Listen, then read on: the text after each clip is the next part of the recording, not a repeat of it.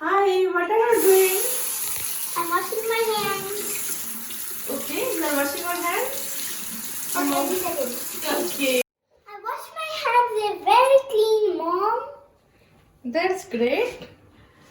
Okay. But every time I have to wash my hands when I'm very hungry. So can you think of something that doesn't include washing my hands? Okay, I can have something for which you need not wash your hand, but still I will suggest that you should wash your hand every time before eating. Might be after eating you need not wash, because I know some ideas for this. You need not touch even your food. That's great, right? Yes! So we don't have to get Okay. my hands messy. Yes, right. Okay, let's come. Let's go! Let's go!